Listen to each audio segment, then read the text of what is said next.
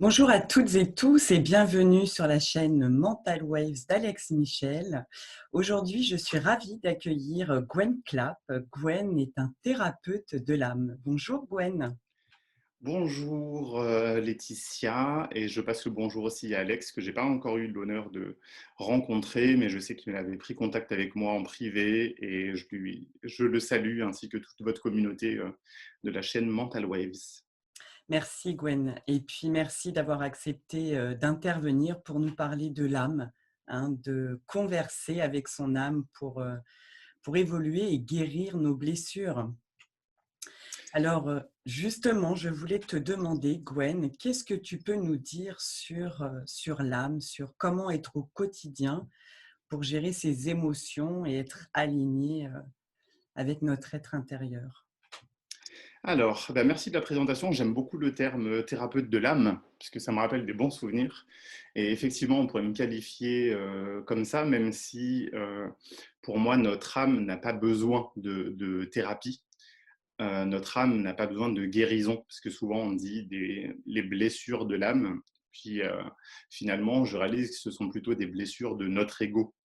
Ça veut dire que nous sommes incarnés sur Terre, nous avons fait des choix d'incarnation et on a décidé d'expérimenter certaines expériences de souffrance vers plus d'amour et de paix. Donc pour moi, le but de la vie, si l'âme décide de s'incarner sur cette planète école, c'est pour expérimenter des difficultés quelque part à surmonter afin de trouver la paix et l'amour au moment où on va donner notre dernier souffle humain.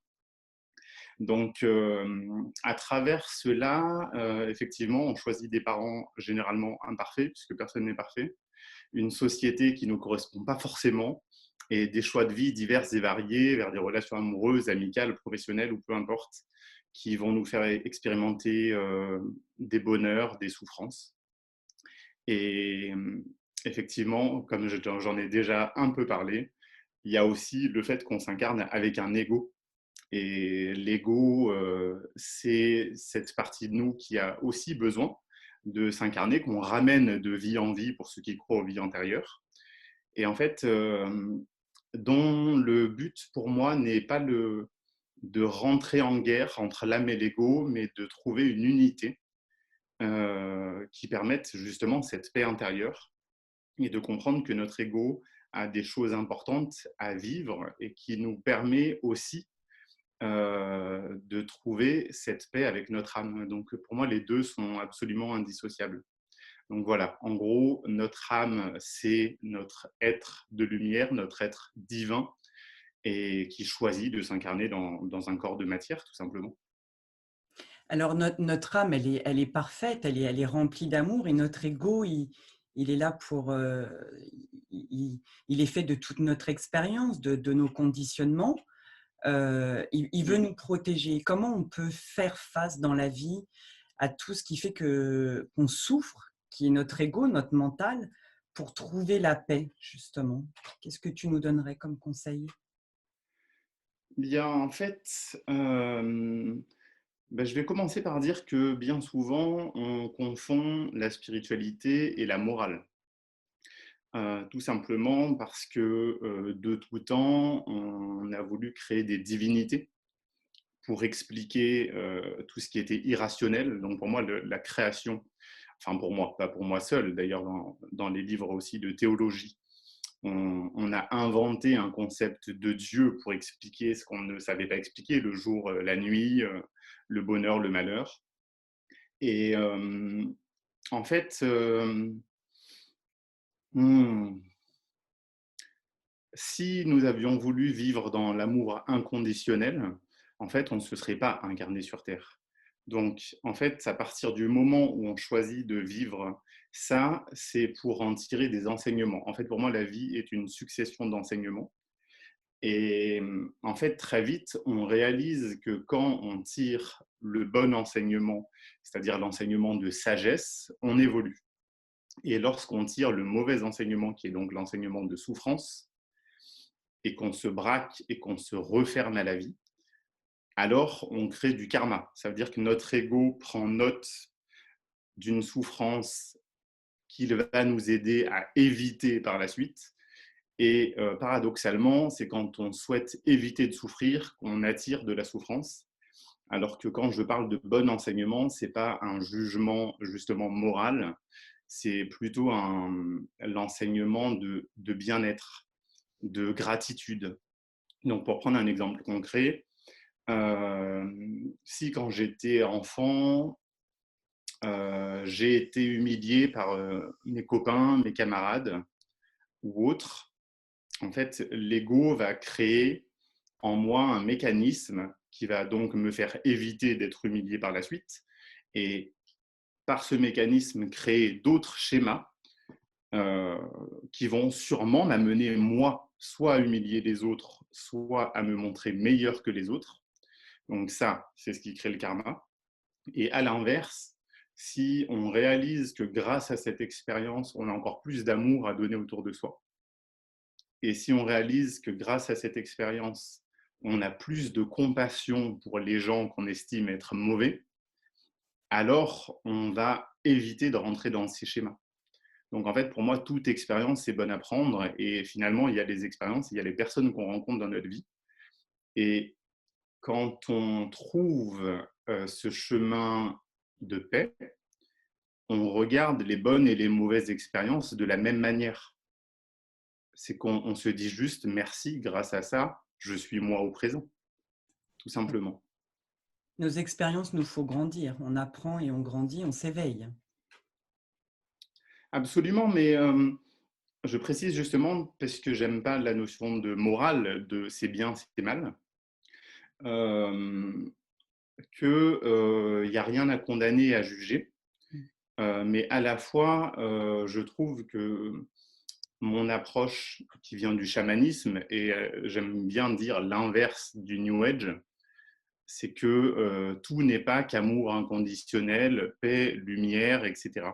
Et en fait, je trouve que de nos jours, on s'illusionne énormément en voulant nier les parties obscures qui nous habitent, en voulant cacher nos souffrances, en voulant justement condamner notre ego.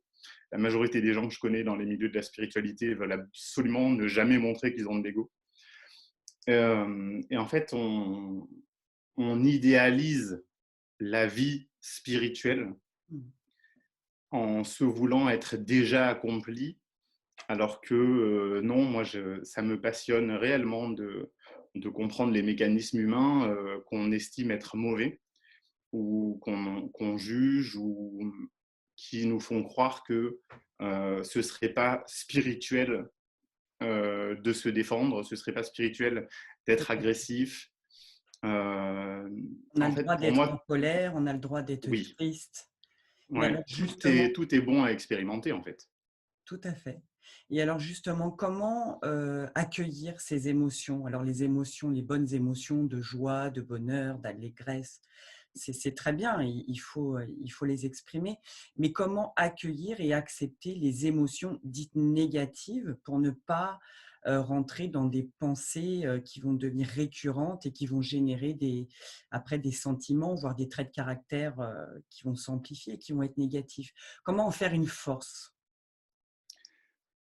Bien, merci pour la question, parce qu'en fait, avant d'être thérapeute de l'âme, je suis thérapeute holistique, donc pour des outils et des clés de santé physique. Donc ça peut être alimentaire, ça peut être par des activités, ça peut être émotionnel, c'est aussi nos pensées. Puis ensuite vient la spiritualité. Mais effectivement, les émotions sont primordiales, non seulement parce qu'elles nous permettent de nous sentir en vie, c'est que sans émotion, je pense qu'on s'ennuierait beaucoup sur Terre. Et à la fois, puisque nos émotions se répercutent sur les autres corps. C'est-à-dire que pour la majorité des gens qui ont des problèmes alimentaires ou physiques, justement, ça vient du fait qu'ils ne savent pas gérer leurs émotions. Et pour la majorité des gens qui ne savent pas gérer leurs pensées, c'est justement parce qu'ils ne savent pas gérer leurs émotions qui se transforment en pensées. Donc les émotions sont extrêmement importantes dans notre vie. Puis effectivement, quand j'ai appris la gestion des émotions, j'ai appris qu'il fallait laisser couler. les émotions. Donc, tu as parlé de conditionnement au début, effectivement, l'éducation, nos parents, la société, l'école, etc., nous a fait croire qu'il y a des émotions négatives. Donc, si on pleure ou qu'on a peur, on est faible, et si on est en colère, on est méchant. Et que finalement, la société va nous accueillir seulement si on est gentil et en joie. C'est vrai. Et c'est déjà ça, l'illusion de l'ego et le conditionnement, puisque effectivement, vu que l'ego, il nous tient pour mode d'emploi de ne plus souffrir, il prend note de tout le conditionnement qu'on a reçu depuis l'enfance, où il faut se cacher pour avoir des émotions. Et justement, quand j'apprends à laisser couler mes émotions, en fait, j'apprends que donc c'est interdit de le faire en société, sinon on me juge, ou sinon on me condamne, ou sinon je me fais arrêter par la police, ou sinon on me bourre de cachetons dans un hôpital psychiatrique. Donc, il faut bien que j'apprenne à jouer le jeu de la société en public, mais ce qui ne m'empêche pas d'être complètement enfantin, fou, clownesque, drôle ou triste et pathétique quand je suis seul. Et en fait, à partir du moment où je conçois cette idée que puisque je ne sais pas gérer mes émotions, donc je joue le jeu de la société où chaque être humain va se servir les uns des autres pour lâcher leurs émotions, eh bien, quand je fais ça seul, j'ai plus rien à donner aux autres. Oui, Donc, si j'ai une colère le matin au réveil et que je pars au travail, donc dans la loi d'attraction, ça veut dire que ma vie va m'amener quelqu'un qui va sentir ma colère et m'aider à la lâcher, donc quelqu'un qui va être mauvais avec moi dans le jugement. Mais c'est ma création. Alors que si je lâche ma colère avant d'aller au travail, eh ben, je vais rencontrer des gens qui sont bien, tout tout à fait. simplement. Alors, Donc voilà, pour moi, les émotions, c'est quand même très important. C'est que pour beaucoup, on dit la loi d'attraction, c'est tu es ce que tu penses ou tu es ce que tu vibres, mais on oublie cet aspect aussi émotionnel. C'est pas juste ce qu'on pense, c'est ce qu'on est se reflète dans la vie. oui, et ce qu'on est dans la loi d'attraction, il ne faut pas oublier que le sentiment part d'un véritable sentiment d'amour, en fait, de vibration intérieure. Donc, on attire, si la colère est intérieure, on l'attire parce qu'en fait, elle est pure, c'est quelque chose qui vibre en nous, en fait.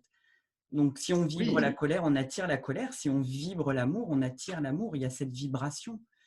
Et quel conseil, qu'est-ce que tu pourrais donner comme conseil pour justement apprendre à faire couler ses émotions pour retrouver cette essence où on se sent bien et aligné? bien. euh, En fait, la majorité des êtres humains qui ne savent donc pas gérer leurs émotions, finalement, comme je l'ai dit au préalable, lâchent leurs émotions sur les autres. Donc, ce qui crée des jeux de pouvoir, des jeux de rôle, et ce qui crée le triangle de De Cartman. Cartman, tout à fait, oui. Euh, Quand je suis conscient de moi, bon, déjà pour être conscient de moi, il faut que je lâche mes émotions, Mmh. et qu'ensuite je calme mon ego. Et en fait, quand je suis un être conscient, je rentre plus dans les rôles. La conscientisation. Mmh. Exactement. C'est que si quelqu'un me dit quelque chose qui me rend triste, je prends de la hauteur sur l'événement. Et au lieu de me dire, il est méchant, je suis une victime et je suis triste, je vais me dire, tiens, la vie me montre que j'ai encore quelque chose à travailler sur moi, sur ce niveau-là, puisque j'ai attiré cet événement. Donc finalement, ces situations dites conflictuelles me montrent en permanence mon prochain travail à faire sur moi. Donc la vie n'est qu'apprentissage successif. Donc moi, le conseil que je peux donner aux personnes, c'est justement de jouer. Parce que pour moi, la vie, c'est un jeu. On parle de travailler sur soi, mais au-delà d'un travail, c'est censé être un jeu, c'est censé être agréable. De jouer à sentir l'accumulation émotionnelle chaque jour et de se dire, bon, je vais lâcher mes émotions et ensuite je ressens qu'est-ce qui se passe. Qu'est-ce qui se passe quand je suis vide d'émotions. Donc, il y a cette première étape qui est de sentir qu'on est vide d'émotions. Mais ensuite, ce que je travaille avec mes patients, c'est à leur apprendre à vider leurs émotions pour ensuite remplir ces charges d'émotions et de pensées par quelque chose qui va attirer et créer une vie beaucoup plus agréable. Donc le but justement, c'est pas d'être neutre, genre j'ai aucune émotion, Mmh. comme tu l'as dit, c'est de vibrer l'amour, la paix, la bienveillance, la créativité, l'envie de partager des choses avec les autres. Parce que justement, pour moi, c'est ce qui différencie par la suite quelqu'un qui est en paix, tout seul dans sa grotte, c'est très facile. C'est vrai. C'est que C'est moi, j'ai des amis qui sont partis faire des temples bouddhistes. Ils m'ont dit, oui, mais quand je regardais leur vie quotidienne, je comprends qu'ils puissent être en paix et calmes. Mais s'ils étaient dans le métro parisien à 7 heures du mat, est-ce qu'ils seraient toujours autant en paix qu'en haut d'une falaise entre eux qui ont travaillé sur eux depuis 40 ans? Tu vois ce que je veux dire? Oui, oui, bien sûr, s'il y a pas d'interaction, c'est plus facile de rester aligné, tout à fait. Absolument. Donc, pour moi, c'est ça le jeu, c'est ensuite de comprendre que j'ai le choix. En fait, pour moi, c'est ça le plus important. C'est qu'une fois que mon ego, en fait, ne me laisse aucun choix, l'ego me dit, la vie, c'est une guerre. Il faut que tu sois fort, parce que si tu es faible, tu souffres. Donc ça, c'est l'illusion de l'ego. Et une fois que je calme mon ego et que je lui dis, non, mais t'inquiète pas, il va rien m'arriver. J'ai pas besoin d'un garde du corps en permanence.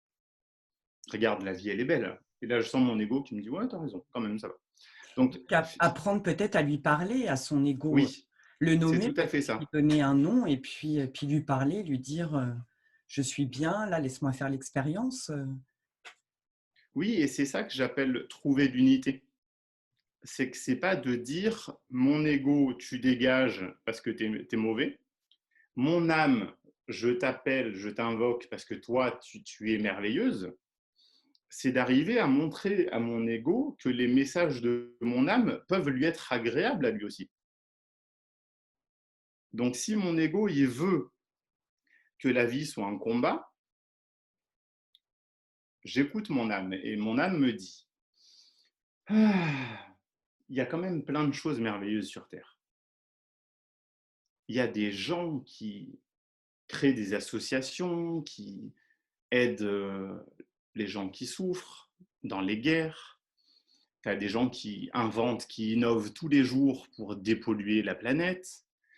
Je vis dans une famille où je me sens bien, j'ai un fils que j'aime et que je veux voir grandir. Et je lui dis à mon ego, regarde franchement, tu penses vraiment que je suis en insécurité là? Et là, c'est là où mon ego et mon âme rentrent en unité, c'est qu'ils tombent d'accord sur, t'as raison, la vie, elle est merveilleuse. Puis là, mon ego me dit, ouais, mais quand même, il y a des gens qui sont mauvais. Et puis, il y a comme une négociation intérieure entre les deux. Et c'est à moi de trouver, je dirais, la ligne où les deux vont tomber d'accord suivant mon niveau de conscience. Oui, alors ça, c'est très rigolo, en fait. Négocier, il faut que l'âme et l'ego négocient ensemble pour habiter ensemble et vivre Oui, au mieux ensemble, en fait.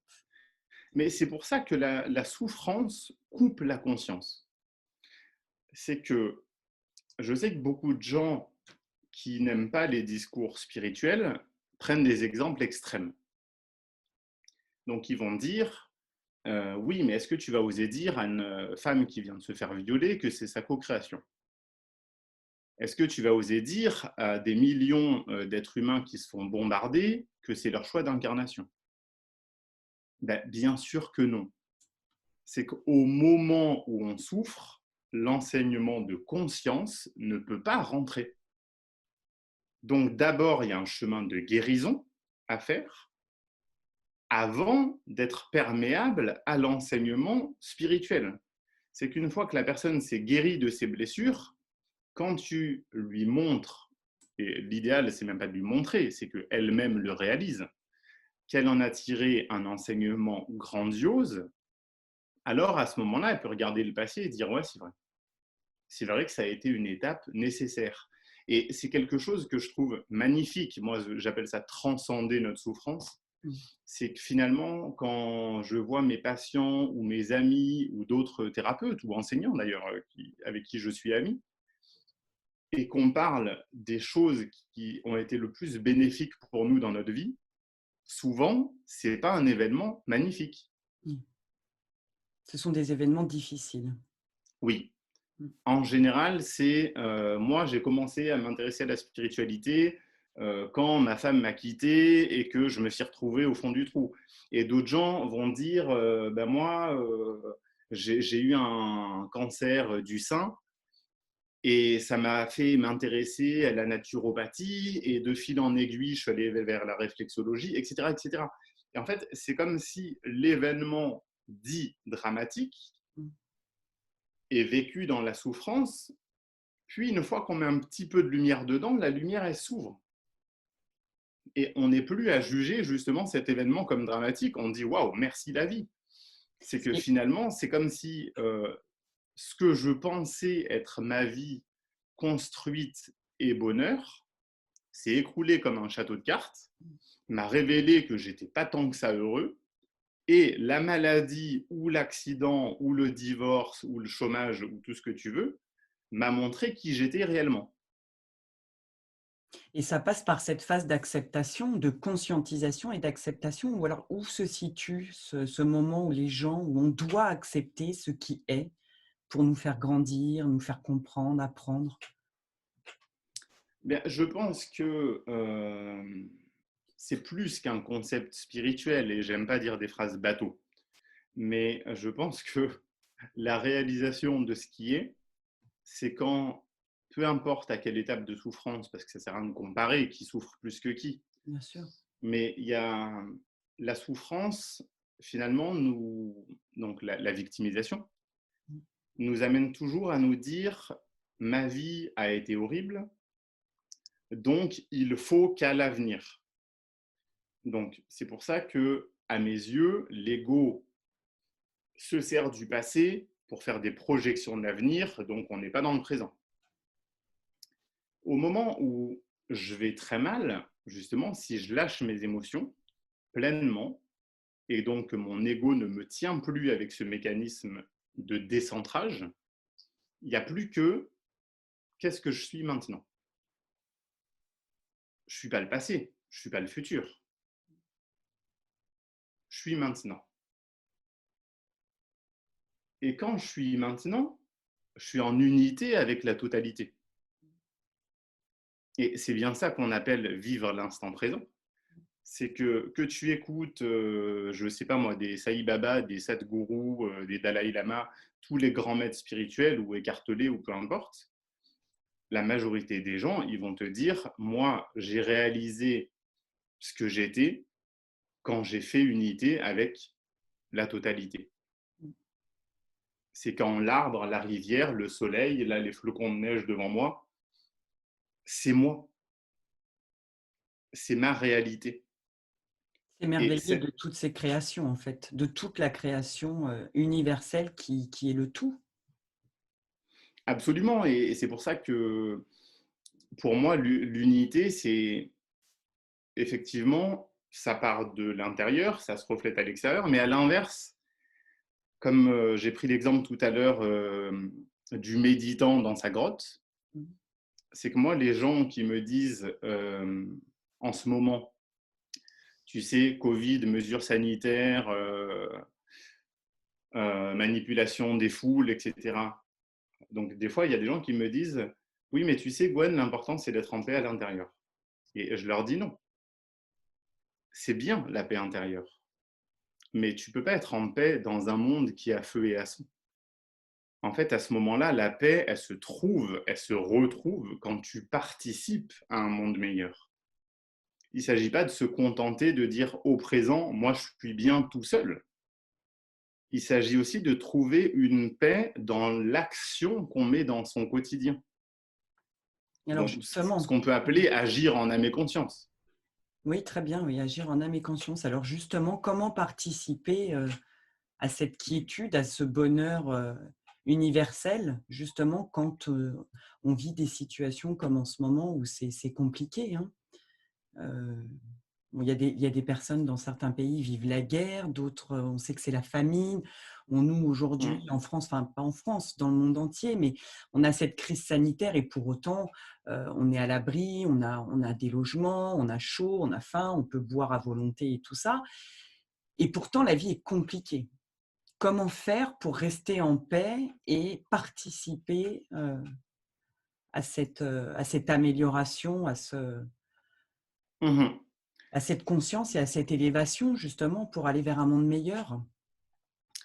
Bien, de par mon expérience, personnelle, je dirais dans mon enfance, puis quand j'étais adulte et que j'ai choisi de faire ce chemin professionnel, en fait, je suis parti de mes souffrances,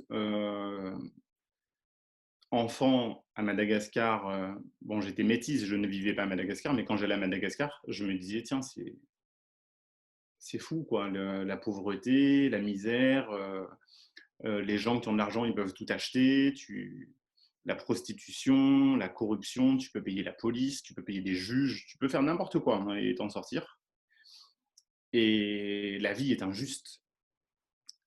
Donc très jeune, je me suis dit: «Je veux changer le monde». Mais finalement, j'ai réalisé par la suite que ce «je veux changer le monde», il venait d'une mauvaise énergie qui est la souffrance. Donc finalement, vers 30 ans, quand j'avais bien évolué, je me suis dit: «Bon, avant de changer le monde, je veux aimer le monde» et finalement, c'est quand j'aime le monde que je le change encore mieux, selon moi. Puis, lors de ma dépression, si je parle de moi, ou lors de l'évolution des gens, si je parle de mes patients ou de mes stagiaires, en fait, tout le monde sent que notre ego, il est impatient. Il nous dit: «Ça va pas assez vite. Je veux monter les marches 4 par 4 vers le bonheur». Et donc, du coup, cet ego, il nous fait croire qu'il vaut mieux faire rien qu'un peu. C'est quand tu dis à quelqu'un: «Oui, mais la pollution dans le monde, commence par éteindre tes interrupteurs quand tu sors de la pièce». Tu as des gens, ils te disent: «Oui, mais c'est pas avec ça qu'on va changer le monde». Ben si, c'est avec ça. Moi, je sais que j'ai des amis, des fois, je leur dis: «Tiens, regarde, il y a des déchets par terre, on ramasse» et ils me répondent: «Ouais, mais c'est pas moi qui ai jeté». «Oui, mais c'est toi qui ramasses pas». Donc pour moi, c'est ça, agir en âme et conscience, c'est que puisque mon ego est un éternel insatisfait, que je fasse ou que je fasse pas, ça sera jamais assez pour lui.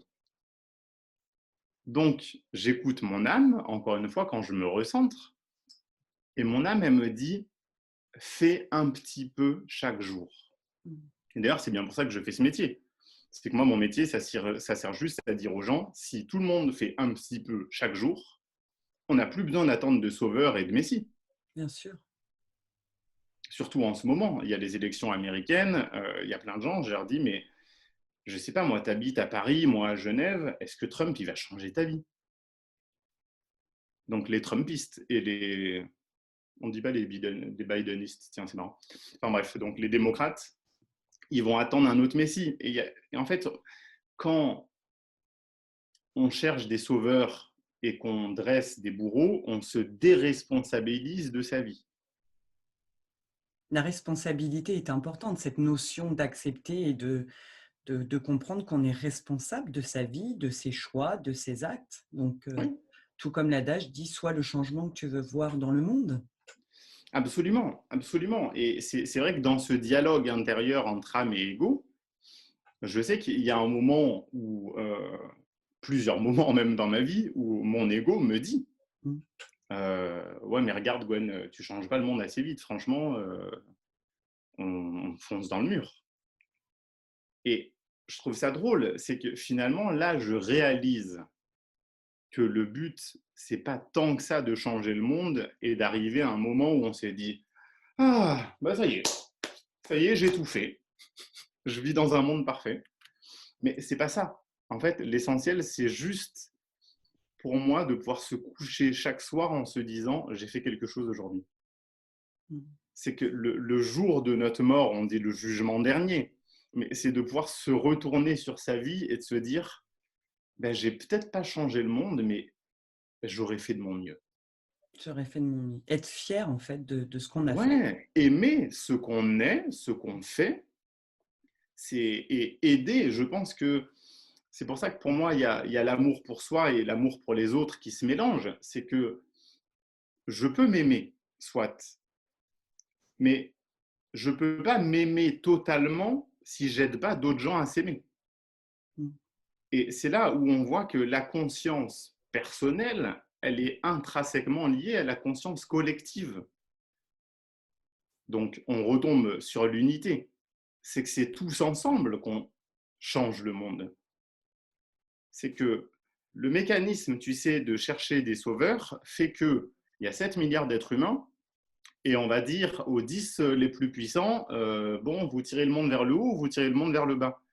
Au lieu de se dire, mais ils sont que 10, nous, on est 7 milliards. Mmh. C'est sûr. Moi, c'est ça qui me fascine dans la victimisation. C'est que si chacun prend sa responsabilité, donc en chamanisme, on dit retrouve son pouvoir souverain, Mmh. ben, on change le monde très vite.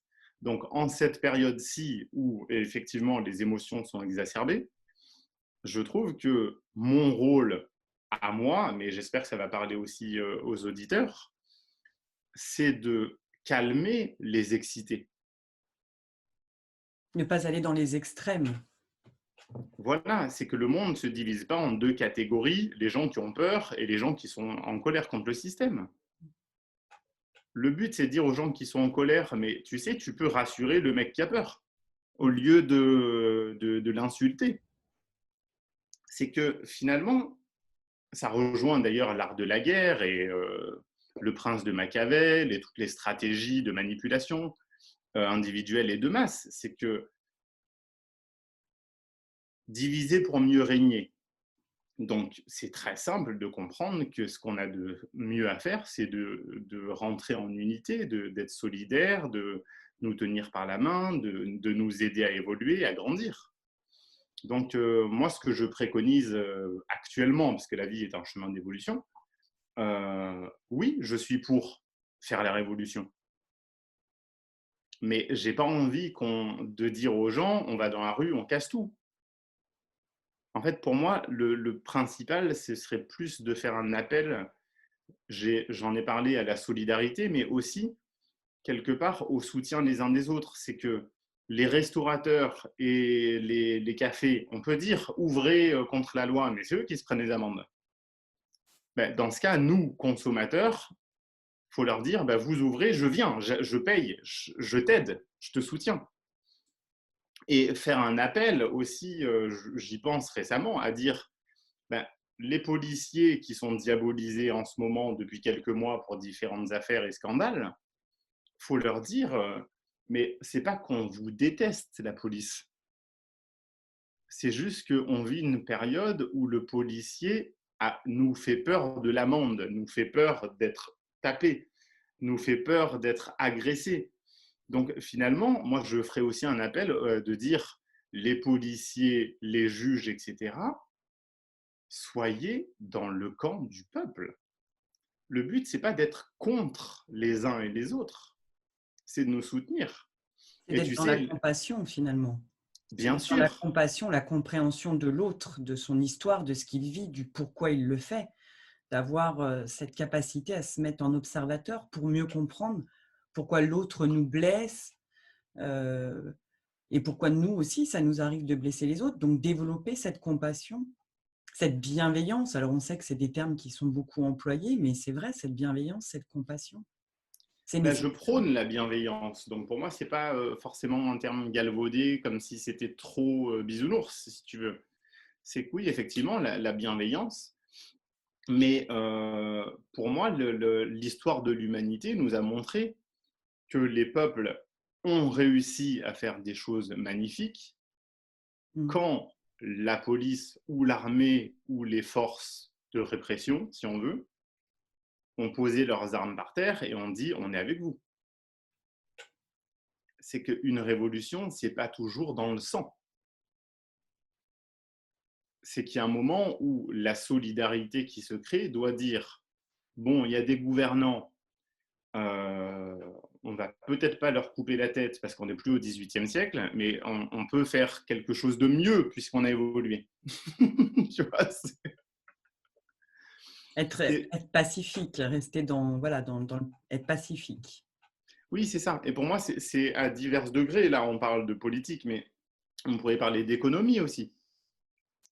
L'économie, c'est aussi pas de dire aux gens, bon, alors il y a les 10 personnes les plus riches du monde qui sont ultra riches, on va tout leur piquer, on va se partager l'argent, tu sais, parce que certains ont des mauvais souvenirs d'ailleurs du communisme ou autre, mais c'est peut-être de calmer les besoins de toute puissance des uns et d'aider ceux qui ne sont pas conscients de leur création à prendre leurs responsabilités aussi. Donc pour moi, en fait, si tu veux, c'est que tout se partage. La C'est personne une qui entraide, gagne bien sa vie, elle peut enseigner aux autres à mieux gérer leur argent et leur énergie, de l'argent d'ailleurs. Tout comme les personnes qui sont plutôt altruistes et qui vivent dans le partage peuvent enseigner à ceux qui sont très forts tout seuls à partager. Donc je pense que nous avons tous à apprendre les uns des autres. bien sûr, bien sûr. Et pour essayer de guérir plus collectivement des belles âmes, c'est de partager, d'échanger. Un sourire fait du bien. Un sourire peut embellir la journée d'une personne. Des fois, c'est des toutes petites choses qui font que ça met du baume au cœur, que ça engendre en fait de la joie et que c'est une Hum, collectivité. En fait, on est tous unis les uns aux autres et il faut oui, essayer de parler d'âme à âme, en fait, donc de cœur à cœur finalement. tout à fait. Et en fait, bah, c'est bien, tu me tends une perche que je trouve magnifique. C'est encore une fois partir de soi vers le monde, c'est de comprendre que puisque notre ego nous met en guerre contre nous-mêmes et contre les autres, en fait, la société fonctionne exactement de la même manière au niveau collectif. C'est que notre éducation nous a appris à être compétitifs les uns avec les autres. Donc, celui qui est le meilleur en sprint, il a une médaille, et celui qui est dernier, il n'en a pas. Et celui qui devient milliardaire, il suscite soit l'admiration, soit la jalousie. Tout à fait. Alors que ça devrait être des exemples, ça devrait être un leitmotiv quelque part. Oui, c'est ça, c'est qu'en fait, on devrait tous développer ce que j'appelle moi notre capacité d'émerveillement, c'est de regarder ce que chaque être humain fait de merveilleux. Parce que tant qu'on donne le pouvoir que à ceux qui sont les meilleurs dans la compétitivité, il ne faut pas se plaindre que derrière, il y en a des milliards qui crèvent de faim. Donc c'est croire en notre capacité en fait, pour s'éveiller, développer et libérer tout notre potentiel qui est notre âme, puisque notre âme elle est parfaite, hein, puisqu'elle vient du tout. Enfin, si on part de ce principe-là, eh bien c'est croire à tout notre potentiel en fait, et à se dire Bien, que, c'est comme si tu veux, la vie, c'est une sorte de vaste pièce de théâtre et nous sommes tous acteurs. On joue tous le même film. hmm, Mais sauf que dans le film de chacun, chacun est le héros de sa propre vie. Donc soit on continue à se dire, bon, moi je suis le héros de ma vie, donc à la fin du film, il faut que je sois le vainqueur. Soit on se dit, ben, je vais mettre mon film au service de quelque chose de plus grand. hmm, Et je pense que pour moi, c'est aussi ça le chemin de spiritualité. C'est que mon âme, elle ne parle qu'à moi, mais quelque part, elle se dissout dans la conscience collective. Et l'altruisme, c'est quand on comprendra que c'est tous ensemble qu'on élève la conscience collective. C'est pas en disant, bon, il y a quelques élus sur Terre qui sont des maîtres spirituels et tous les autres, ils sont dans la 3D, c'est des abrutis. C'est pas ça. non, non, C'est non, de donc, se, c'est de se dire, les gens qui sont moins conscients, entre guillemets, au lieu de leur jeter des pierres, ben, je vais leur prendre la main et les amener avec moi. Et pour moi, c'est ça. C'est le seul, en tout cas, le seul chemin que je vois qui peut permettre de faire évoluer non seulement la société, mais l'humanité. Oui, c'est une belle conclusion en fait de dire que nous devons travailler collectivement à quelque chose de plus grand que nous-mêmes en fait. Bien À chaque sûr, fois, nous devons travailler, œuvrer pour des choses qui sont voilà, qui vont rentrer dans cette énergie collective et qui vont travailler, générer des choses beaucoup plus grandes que nous, mais nous c'est aurons tout à fait œuvré. ça. Mais en plus, je pense, c'est pour ça que je parlais de développer notre capacité d'émerveillement, c'est de comprendre que celui qui fait de la permaculture et celui qui est chef d'entreprise et celle qui est coiffeuse, il n'y en a pas un qui est meilleur que l'autre. Chacun fait ce qu'il a à faire pour sa propre paix intérieure. Donc finalement, le soutien, moi je vois, je fais un métier quand même qui généralement, j'ose dire, suscite l'admiration. C'est que les gens on me dit waouh, mais c'est génial ce que tu fais. Et des fois, je dis aux gens, mais toi aussi, ce que tu fais, c'est merveilleux. Et en fait, c'est notre ego qui nous fait croire oui, mais toi, ce que tu fais, c'est mieux que moi ou moins bien, ou que, je ne sais pas moi, le PDG d'Amazon, c'est mieux que celui qui est agriculteur dans la Creuse. Mais non, pas du tout. Tu vois, Il faut avoir conscience qu'à chacun à son niveau participe à des choses, à quelque chose de plus grand en fait. absolument. C'est ça, c'est de mettre en accord notre chemin individuel avec notre chemin collectif.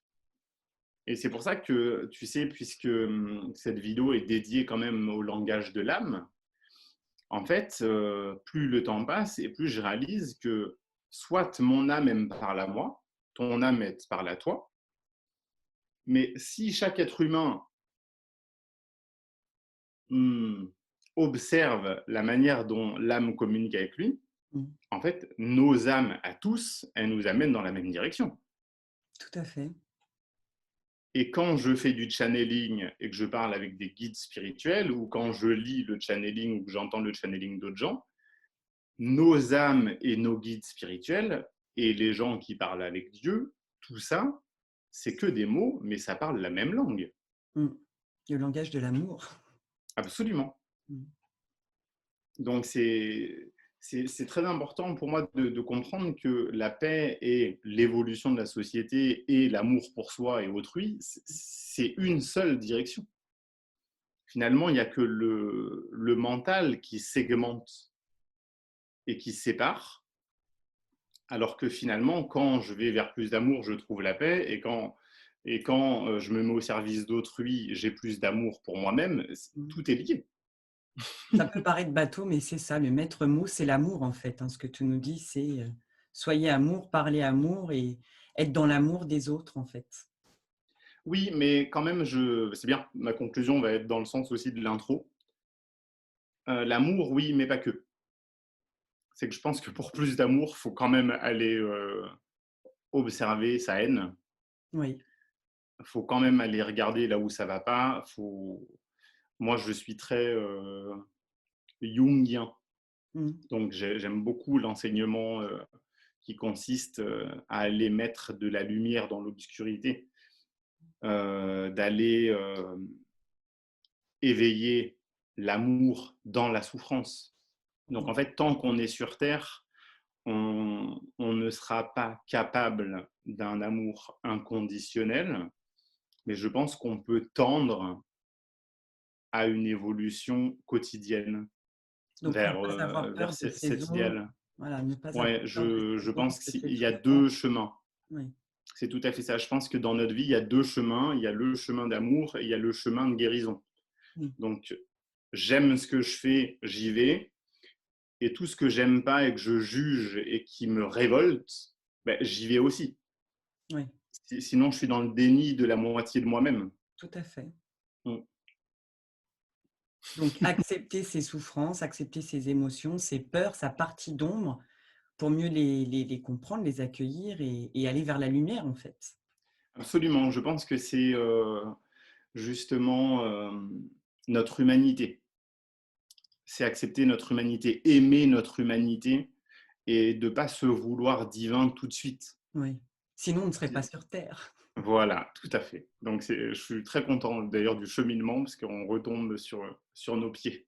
Mmh. Et c'est important d'avoir la tête dans les étoiles, mais les Les pieds sur pieds bien. terre. L'ancrage, l'alignement, l'enracinement, c'est quand même aussi très important. Eh bien, merci beaucoup Gwen. Merci pour ton expérience, pour toutes ces belles informations, ces beaux messages. Donc, n'ayez pas peur de vos souffrances, n'ayez pas peur de vos ombres. Allez-y, guérissez et voilà. Et la vie est belle. Elle vaut le coup d'être vécue et elle est belle.